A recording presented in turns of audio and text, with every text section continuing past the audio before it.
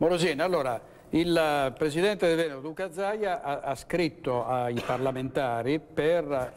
spingere sullo Statuto speciale. No? Lui dice la Regione Veneto, io non voglio togliere l'autonomia alle altre regioni, ma non voglio nemmeno che il Veneto sia inferiore agli altri. Ma è una proposta che obiettivamente non ha intanto la caratteristica e il requisito della novità e non è neanche di sua iniziativa, mi pare che l'avesse proposta addirittura l'Italia dei Valori tempo fa, se non erro. Poi mi pare superata da quelli che sono stati gli andamenti della politica sul tema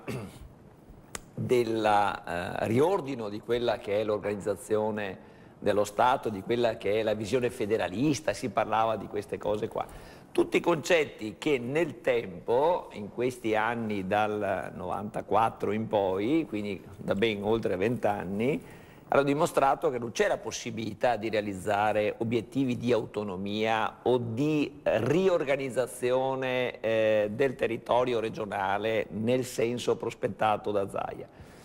È un tema che può andargli bene per la campagna elettorale, indubbiamente può andare bene, perché è un tema che ha una sua spendibilità, soprattutto se non si fa informazione sul tema dell'indipendenza, soprattutto se non si dice che c'è una legge 16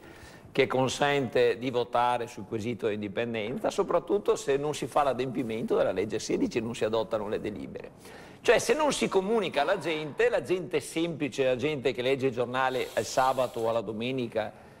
quando capita, che ascolta solo i telegiornali ufficiali, evidentemente può anche pensare col suo approccio così elementare al tema che sia un'idea, una buona idea, nel senso che uno ragiona se accanto al Veneto da un lato e dall'altro vi sono due regioni a statuto speciale che godono di un certo status che qualcuno chiama privilegi non a caso, dice perché non facciamo anche noi come loro? È un atteggiamento imitativo privo di qualsiasi pregio di cambiamento, non si cambia nulla. Ha ragione paradossalmente chi lavora per abolire le regioni a statuto speciale. Ricordo che un grande giurista che è conosciuto dalla regione, che è anche un caro amico, l'avvocato Ivone Cacciavillani, ha promosso autonomamente un'azione avanti all'autorità giudiziaria, alla Corte di Giustizia Europea, per l'abolizione delle regioni a statuto speciale, ritenendo che questo non ci siano più i presupposti perché queste rimangano. E poi abbiamo un presidente della giunta regionale che invece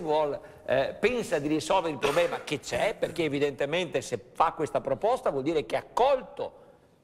la realtà di difficoltà in cui si trova il Veneto, l'impossibilità di mantenere questo ruolo di, tra virgolette, regione a statuto ordinario, e pensa di aggregarsi.